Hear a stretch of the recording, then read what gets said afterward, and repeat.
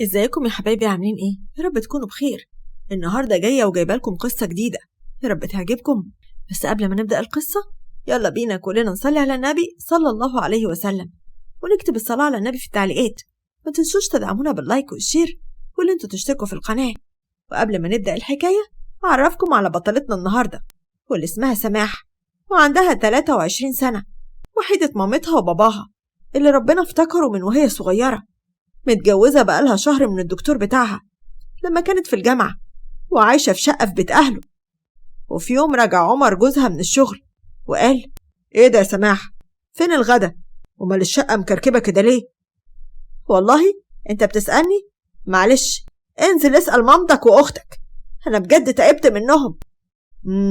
ومالهم بقى أمي وأختي؟ عملوا فيك إيه يا سماح؟ ما أنت قاعدة لوحدك أهو.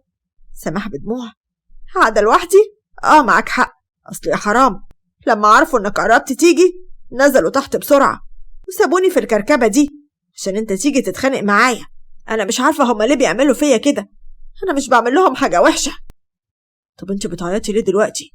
شفتيني يعني زعقتلك ولا اتخانقت معاكي؟ ايه رأيك بقى يا ستي إن هدخل أغير هدومي واجي أساعدك في ترويق الشقة؟ سماح مسحت دموعها وقالت: لا يا حبيبي، انت بس ادخل ارتاح وأنا هجهز لك الغدا وبعدين هروق الشقة. لا استني نروق الشقة سوا وبعدين ناكل يا حبيبتي. وبعدين قامت سماح وبقت تروق في الشقة، وعمر بقى يروق معاها، لحد ما فجأة باب الشقة اتفتح ودخلت أمه وقالت: يا لهو يا ابني، بقى جاي من الشغل تعبان والهانم مخلياك تمسح وتكنس؟ في يا ماما، بس أنا اللي بعمل كده بنفسي. لا، هي المشكلة مش إنه بيروق معايا، المشكلة إن حضرتك دخلت ازاي كده؟ مش المفروض تخبطي الأول؟ ايه بس الكلام ده يا سماح؟ ده بيتك يا ماما، سماح ما تقصدش. لا يا حبيبي، مراتك تقصد وتقصد، دي قصدها تاخدك مني وتخليك ما تسألش علينا، لا أنا ولا أختك ولا تطيق تقعد معانا. في ايه بس يا حماتي؟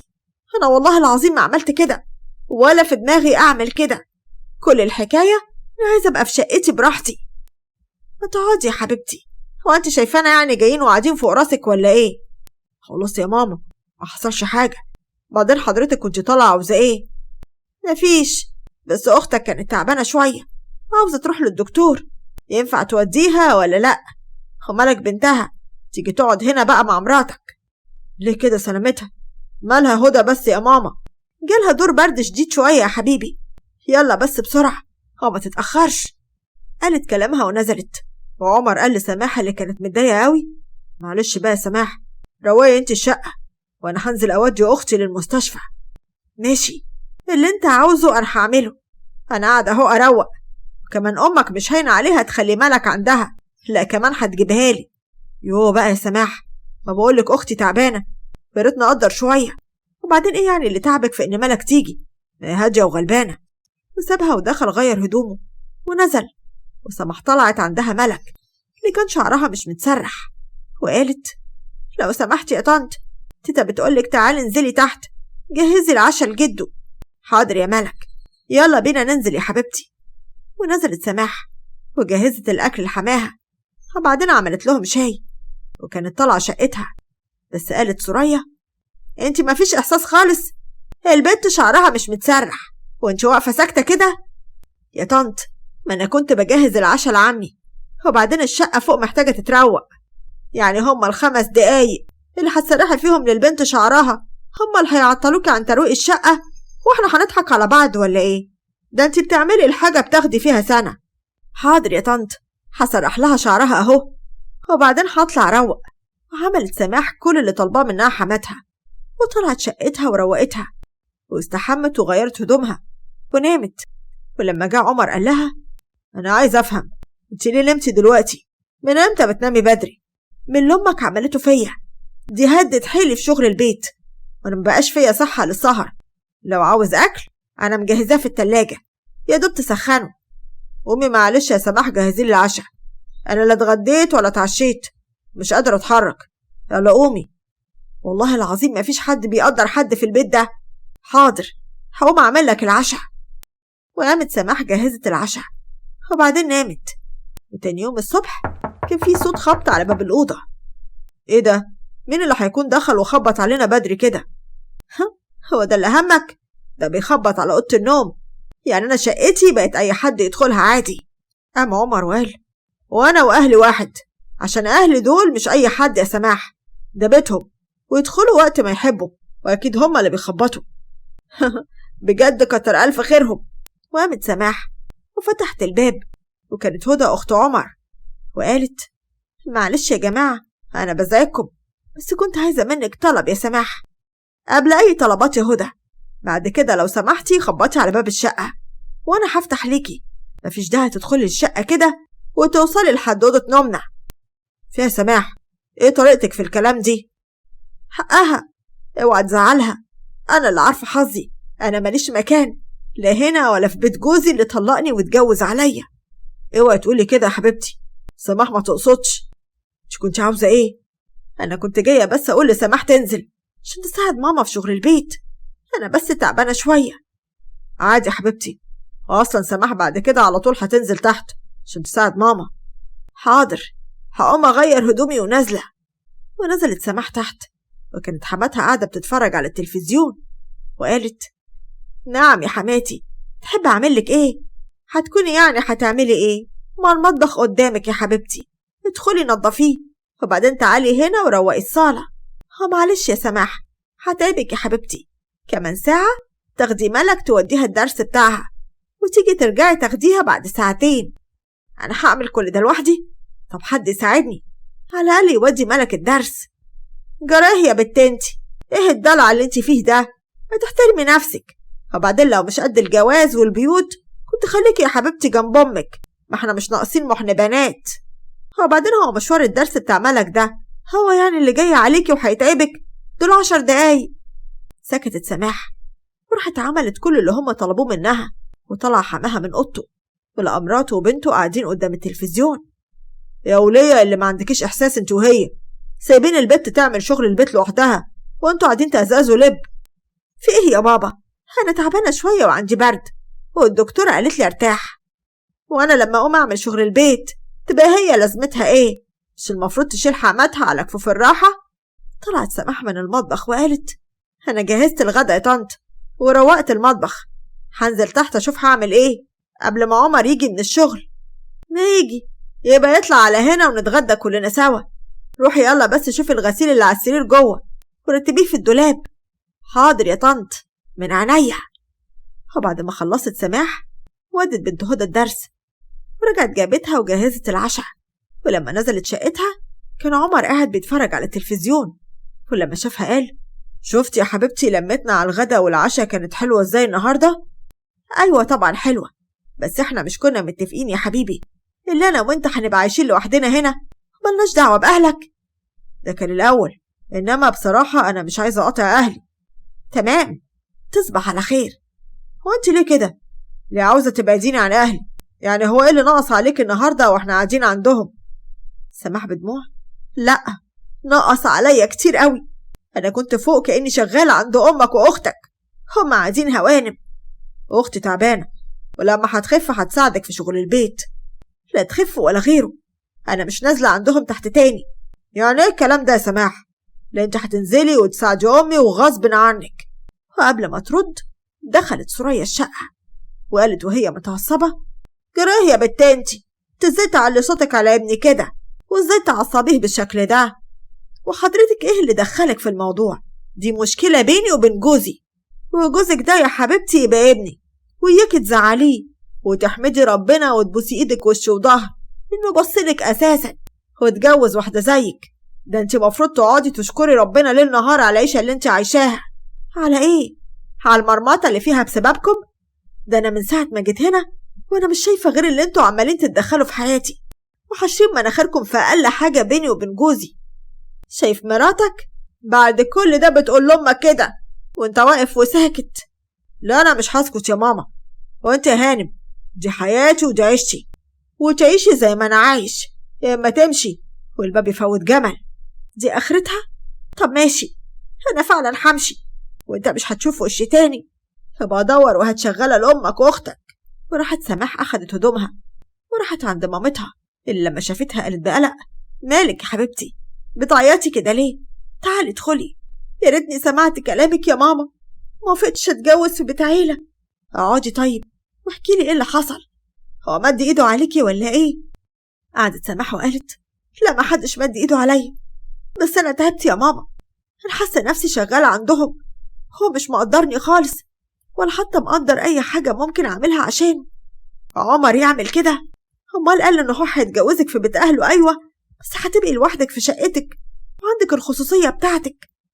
لوحدي ايه بس يا ماما، وخصوصيه ايه؟ ده مفتاح شقتي مع امه واخته اللي مسموح لهم يدخلوا عليا في اي وقت. انا مفيش اي خصوصيه عندي بالمره. النهارده البيع عايزني انزل عند امه واطبخ واكنس وامسح، وامه واخته قاعدين يتفرجوا على التلفزيون. اخس عليه، هما فاكرين نفسهم ايه؟ لا لا لا لا لا يا بنتي، انت تقعدي هنا بكرامتك في بيت ابوكي. بيت ابوكي او لبيكي. هما مستفردين بيا عشان بابا راح وانا وانت بطولنا فشل. احنا يا بنتي معانا ربنا اللي فوق الكل، وهو ما يرضاش بالظلم. وامك والله ما هتسيبلك حقك. اقعدي هنا كلي لقمه وارمي 10 لحد ما يجوا يطلبوا السماح. هما جايين لواحده من الشارع ولا ايه؟ ربنا يخليكي ليا يا ماما وما يحرمنيش منك ابدا. وفي بيت عمر كان قاعد متضايق وقرب منه باباه وقال وهو متعصب انت لسه قاعد كده يا ولد انت وحاطط ايدك على خدك؟ نعم يا بابا. اعمل ايه يعني؟ ايه اللي اعمل ايه يعني؟ يعني تعمل اللي هقولهولك، تروح ترجع مراتك وتعمل ليها اللي هي عاوزاه. لا يا بابا، صباح غلطت فيا وفي امي وما تستاهلش ان اقدرها واروح ارجعها. عايز الحق؟ امك تستاهل. امك بتغير عليك يا واد انت من مراتك. روح بس رجع مراتك وسيبك منها. لا يا بابا مش هرجعها، دي بتعاند وخلاص. ما تبطل تنشف دماغك بقى. وبعدين انت وعدتها انك هتقعدها لوحدها في شقتها وما حدش له دعوه بيها، وفي الاخر سايبها ملطشه لامك واختك. مش بذمتك ده اسمه لعب عيال؟ طب ما انا لو فضلت لوحدي ماما هتزعل. ما انا قلت لك ليك رجع مراتك وسيب امك ليا، انا هعرف اخليها تخليها في حالها تبعد عنك وعن مراتك. في الوقت ده كانت هدى واقفه بتسمع كلامهم من ورا الباب وقالت لنفسها ده لا هيحصل ولا هيكون ابدا يا بابا، وسماح مش هترتاح هنا يوم واحد. ودخلت هدى اوضه مامتها اللي كانت نايمه وقالت ليها شفتي اللي حصل؟ بابا هيخلي عمر يروح يرجع الست سامع. طب ما يرجعها يا هدى، انا اصلا كنت هقوله كده، انا مش عايزه بيت ابني يتخرب. المشكله مش هنا يا ماما، بابا بيقوله ينفذ ليها اللي هي عاوزاه. عارفه ده معناه ايه؟ يعني هتقعد فوق لوحدها في شقتها. يا ماما بالظبط كده. وده لو حصل بقى تبقى تنسي عمر خالص، وبعد كده وحبه بحبه هتاخده وتقنعه ان هما يسكنوا بعيد وهو تشوفيه ويجيلك مره في السنه. يا لهوي، هو انا حالتي غيره؟ طب انا اعمل ايه؟ طب انا هطلع واقوله لو رجعها لا هيكون ابني ولا اعرفه. لا يا ماما اوعي تعملي كده، انا هقوليكي تعملي ايه بس تسمعي كلامي عشان احنا عاوزين نخلي اخويا وسطينا في نفس الوقت يطلقش مراته. ايوه وانا كمان عايزه كده. هعمل ايه بقى قوليلي. وبعد شويه طلعت سوريا وهي لابسه هدوم الخروج وقالت انت لسه قاعد يا عمر؟ قوم يا ابني غير هدومك. جرايه وليا، انت طالعه رايحه فين كده من غير حتى ما تستأذنيني؟ لا اطمن يا حاج، انا مش رايحه مكان غريب، ده انا رايحه لمرات ابني اصالحها وطيب بخاطرها بكلمتين حلوين واجيبها تاني هنا وسطينا. لا يا شيخه، ومن امتى بقى الحدايه بتحدف كتاكيت؟ ده كفايه بقى كلامك ده، هتخلي العيال ما يتقونيش ولا ايه؟ لا طبعا، مين بس يقدر يقول كده؟ ده انت يا ماما الخير والبركه، عشان خاطرك انا هروح معاها ونصالحها ونرجعها. ثواني بس هروح اغير هدومي واجيليكي على طول. وفعلا بعد شويه راح عمر وسوريا لبيت اهل سماح، وكانت مامتها قاعده متضايقه قوي. يا فين سماح يا طنط؟ انا عايزه اتكلم معاها شويه. كانت نايمه فوق وهتيجي. وبعدين هتتكلم معاها في ايه؟ مش انت طردتها؟ انا ما طردتهاش، اساليها الاول هي عملت ايه. وانا بنتي ما عملتش حاجه، انا يا حبيبي مجوزها لك انت، مش مجوزاها لامك ولا لاختك عشان تخدمهم. عمر اتضايق وقبل ما يتكلم قالت سوريا خلاص يا عمر ادخل عند مراتك جوه صالحها وطيب خاطرها، وانا هتكلم مع اختي ام سماح، هما كلمتين بس هقولهم لها. قام ودخل عند سماح اللي كانت قاعدة متضايقة، ولما شافته قالت: ايه ده؟ انت ازاي تدخل هنا؟ لو سمحت اخرج. حلوة الأوضة دي بس السرير صغير، بتنامي عليه ازاي؟ انت مالك اصلا؟ لو سمحت امشي، انا مش عاوزة اتكلم معاك اساسا. كمان انت اللي زعلانة يا سماح؟ يعني انا جيت وجبت امي اللي انت زعلتيها وجايين عشان نصالحك، وانت في الاخر اللي مقموصة وزعلانة؟ جاي ترجعني فين؟ عند امك واختك عشان اقعد اطبخ لهم واكنس لهم وامسح لهم، وانت تقعد تبيع وتشتري فيا، مش كده؟ قولي كمان قولي. وكنا بنطفي السجاير في وشك عشان ما عندناش طفايات. لا والله، على فكرة انا ما بهزرش. وفين كلامك بتاع زمان؟ انا معاك على الحلوة والمرة يا حبيبي.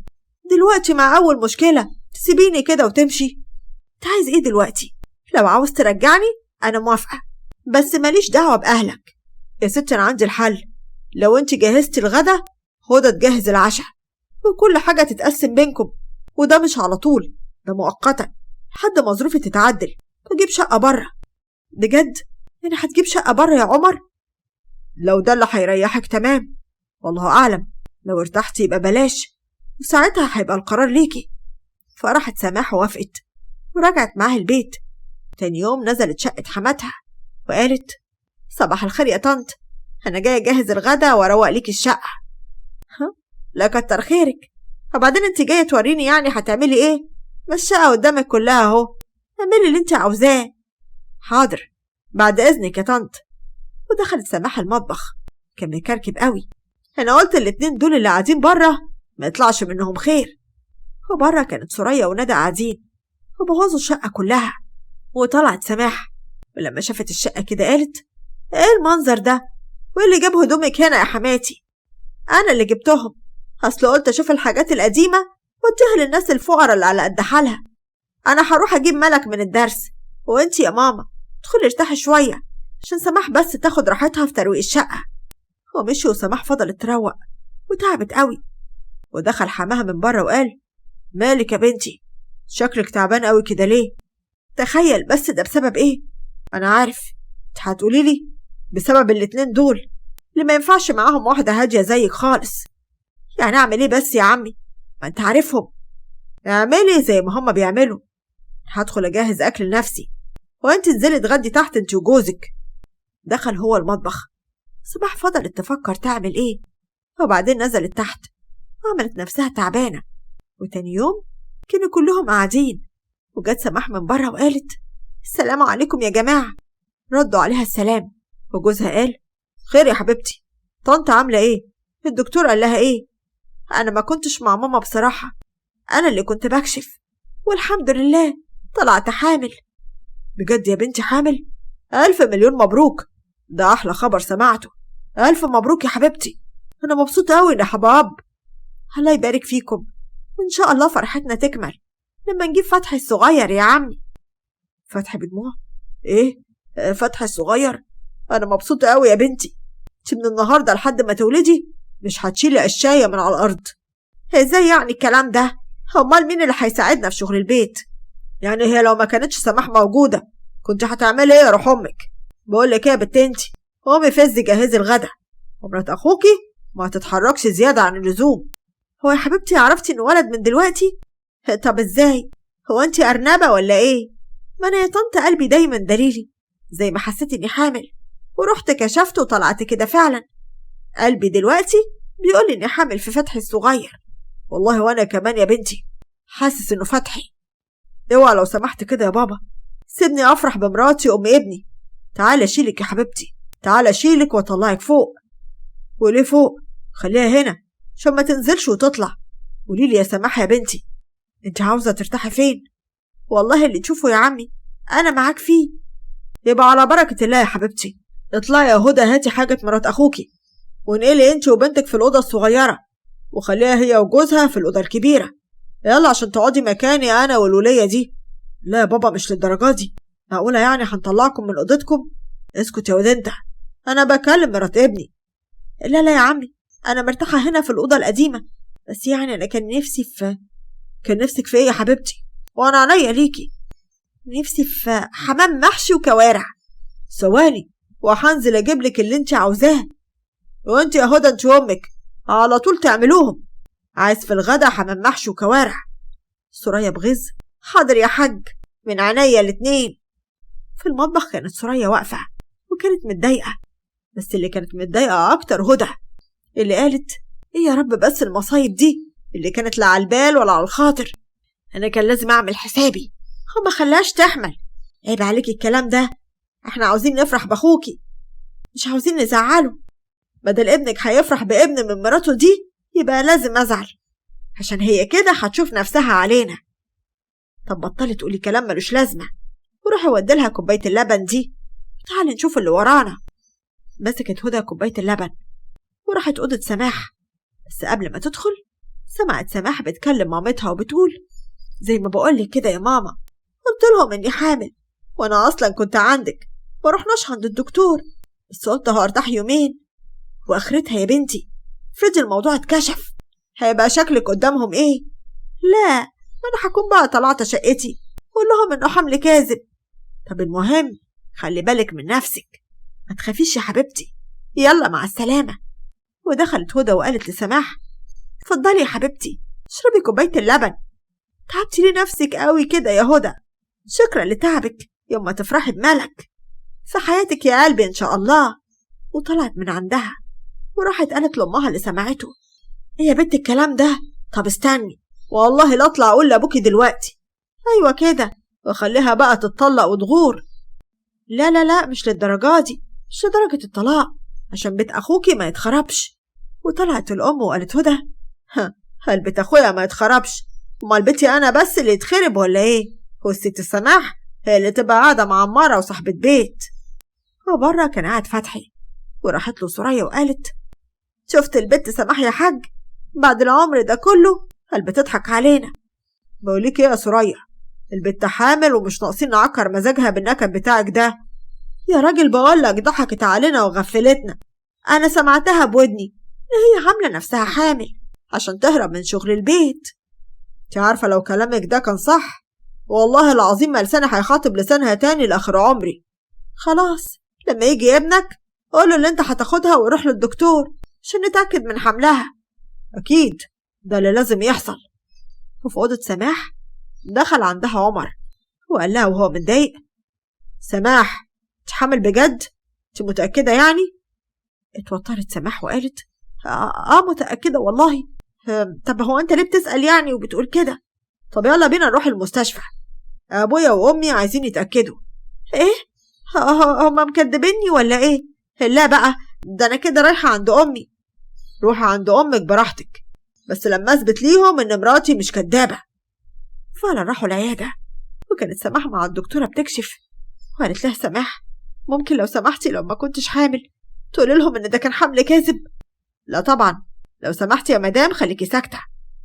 وطلعت الدكتوره وقعدت على الكرسي، ووقفت سماح وكانت متخبيه في عمر، وقالت: انا خايفه قوي يا عمر، اوعى تسيبني. في يا سماح، عارفه لو كان اللي في بالي صح ده انا هزعل منك قوي.